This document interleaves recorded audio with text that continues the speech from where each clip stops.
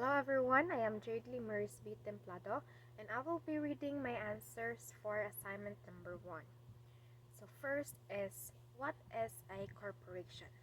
A corporation is a legal entity that is separate and distinct from its owners.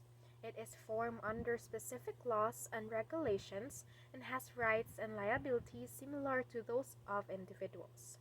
Corporations can enter into contracts, sue or be sued, and are owned by shareholders who have limited liability for the corporation's debt and obligations. So, who are the stakeholders of the corporation? The stakeholders of a corporation are the shareholders. These are the owners of the corporation who hold shares of stock.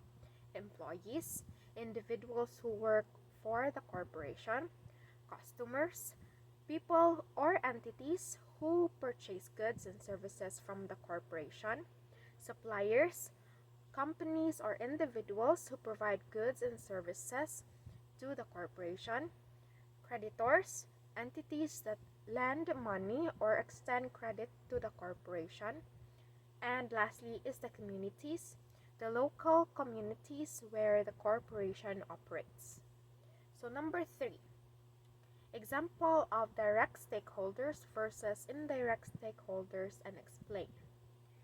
So direct stakeholders, these are the individuals or groups who are directly affected by the actions and decisions of the corporation.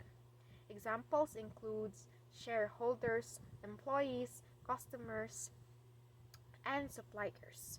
They have a direct relationship with the corporation and often engage with it on a regular basis.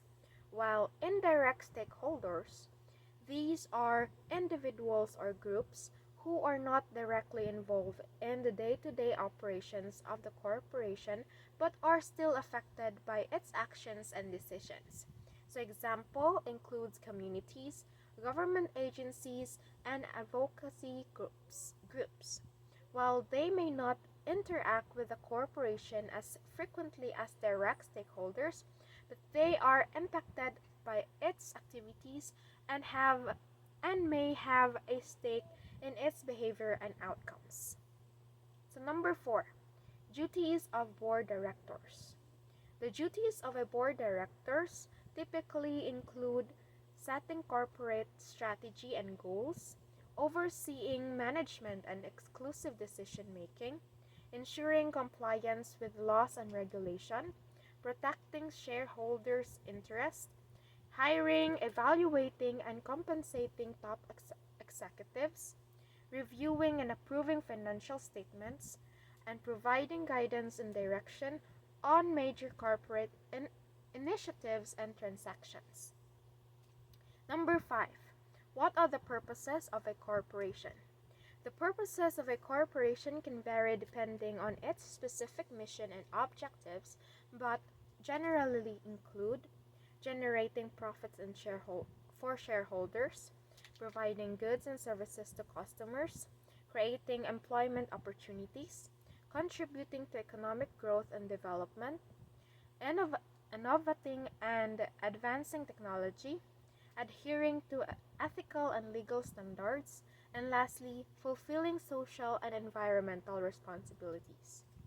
And for the last question, differentiate multinational and transnational corporation. Also give examples. So multinational corporation or MNC, a multi-corporation operates in multiple countries and has a centralized management structure. It typically adapts its products and services to suit the local markets, but maintains centralized control over key decisions and operations. Examples include Coca-Cola, Toyota, and McDonald's. For transnational corporation or TNC, the transnational corporation operates globally without a centralized management structure. It decentralizes decision-making and allows subsidiaries in different countries to operate somewhat independently while still adhering to overall corporate goals and standards. Examples include Nestle, Unilever, and Procter and Gamble. So that would be all for my assignment number 1. Thank you, and once again, I am Jadeley Maris B. Templado.